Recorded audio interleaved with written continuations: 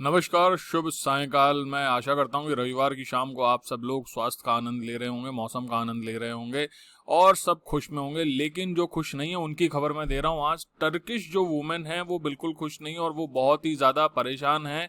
जो कानून को वापस लेने की बात की है, क्या कानून है, क्यों वापस लेने की बात की, उससे इम्पैक्ट क्या होगा, ये सब बताऊँगा। ये अल अराबिया की न्यूज़ है जो 19 जून को आई है, कल रात की न्यूज़ है। और भी मैं दिखाता हूँ क्या बातें हैं यूपीएससी पे, इससे रिलेटेड क्या क्वेश्चन पूछा जा सकता है वो भी मैं बताऊंगा आपको। न्यूज दिखा देता हूँ अलग अलग। सीएनएन वर्ल्ड की भी न्यूज है। Turkish women rally against domestic violences as ruling party contemplates leaving की राइट्स ट्रीटी। की राइट्स ट्रीटी क्या है अभी बताता हूँ। न्यू अरब की भी न्यूज है, डिफेंड राइट्स। इसके साथ साथ याहू की भी न्यूज है रिलेटेड टू डिफेंड राइट्स। अब मैं आपको बात करता हूँ हुआ क्या है, इशू क्या है। सबसे पहले इसकी चर्चा करते हैं कि मार्च में एर्दोगान जी जो प्रेसिडेंट हैं टर्की के, उन्होंने विश्व की पहली बाइंडिंग ट्रीटी थी। किस चीज की ट्रीटी थी?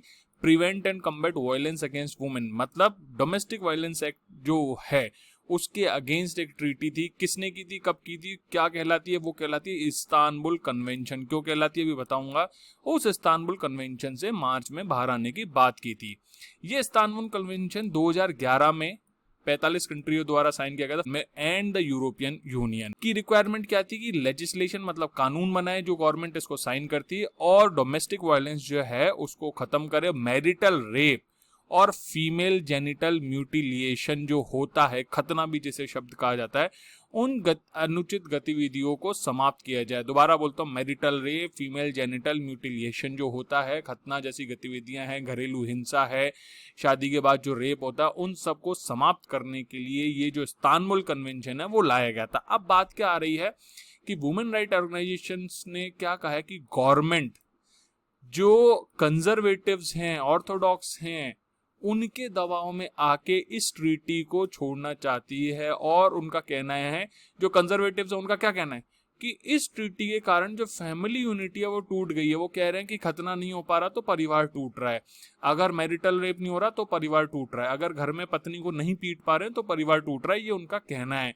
इसके साथ साथ कंजर्वेटिव्स क्या कहते हैं कि वहां पे एलजीबीटी कम्युनिटी है, उसने गेन ब्रॉडर एक्सेप्टेंस इन टर्किश सोसाइटी। अब ये बात और कही गई है कि लॉबी करके, इस ग्रुप ने लॉबी करके टर्की की जो ruling justice and development party है, एर्दोगान जी की जो पार्टी है, उससे इस कंट्री से ये कानून हटाने के लिए एग्री करवा लिया है। वो क्या कहते हैं, erosion of family values, traditional gender roles. उनके हिसाब से ट्रेडिशनल जेंडर रोल क्या है? महिला पिटती रहे, काम करती रहे, बंद रहे, बुरके में ढकी रहे, वो कुछ नहीं करे, उसे अपने अधिकारों की आजादी नहीं है। और वेस्टर्न वैल्यूज जो हैं, सो कॉल्ड वेस्टर्न, एर्दोगान जी कह रहे हैं सो कॉल्ड वेस्टर्न वैल्यूज जो हैं वो आ गई हैं, उन्हें केवल महिलाओं से संबंधित वेस्टर्न वैल्यू पे ध्यान दिया जा रहा है और एलजीबीटी लाइफस्टाइल बढ़ गई। तो ये लॉबी करके उन्होंने कानून बदलने की बात कर दी। अब एक्टिविस्ट हैं जो, उनका कहना है they aren't able to openly see that they want women as their domestic slaves. उनका कहना है कि उन्हें महिलाएं केवल अपनी नौकरानी की तरह चाहिए, घरेलू नौकर की तरह चाहिए। वो नहीं चाहते कि महिलाएं आगे बढ़ें, महिलाएं विकास करें, अपनी इच्छा के अनुसार कार्य करें, खाएं पिए पहने और देश की विकास में भागीदारी करें। उनके लिए केवल महिला घर पे बंद बुरके में रहनी चाहिए, ऐसा एक्टिविस्ट का कहना है। इसके साथ साथ रैम्पेंट होमोफोबिया जो है उसकी भी दुहाई दी है। इसके साथ साथ एर्दोगान के डिसीजन के जो क्रिटिक्स हैं, जो आलोचना करने वाले हैं, उन्होंने बताया कि टर्की में महिलाएं बहुत ग्रेटर रिस्क पे है, वहां पर डोमेस्टिक वायलेंस जो है महिलाओं के अगेंस्ट हिंसा बहुत ज्यादा है। 2019 में केवल 2019 में 417 महिलाएं घर में मार दी गई थी। इसके साथ साथ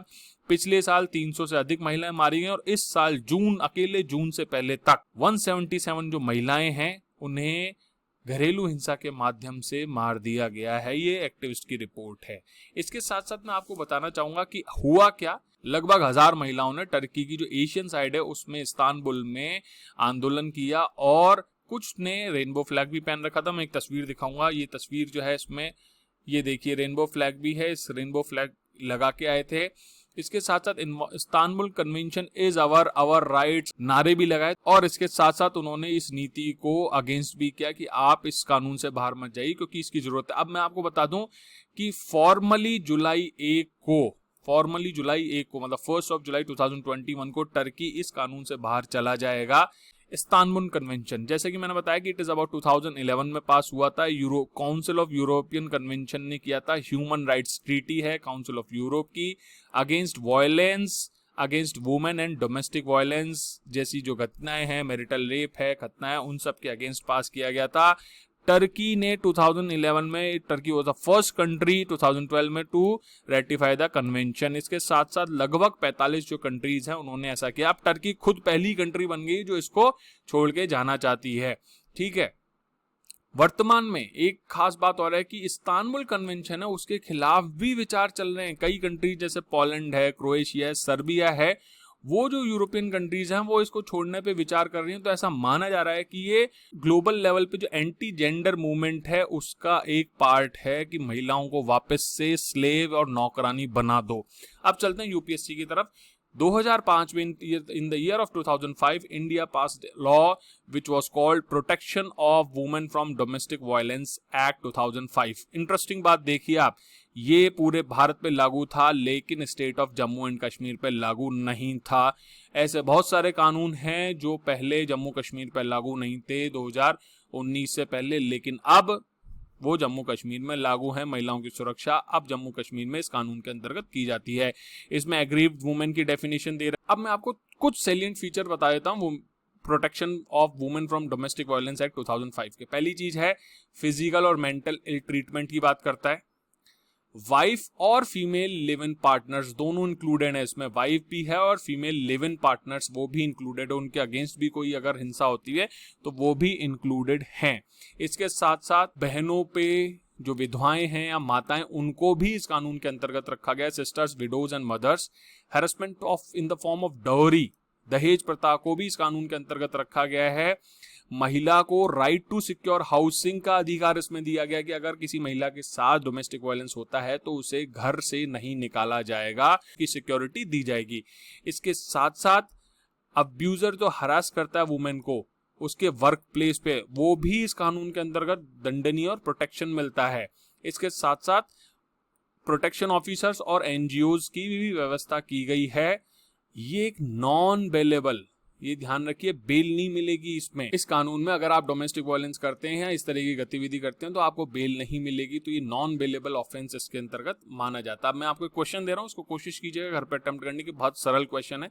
evaluate the success of protection of women from domestic violence act in protecting women from domestic violence and abuse in India. तो इसमें आपको इवैल्यूएट करना है कि आपको कुछ इसकी सफलताएं बतानी है और कुछ इसकी असफलताएं या चुनौतियां बतानी है कि किस कारण से पूरी तरीके से अभी तक सफल नहीं हो पाया और इसमें क्या सुधार, वे फॉरवर्ड के रूप में इसमें सुधार बताइए।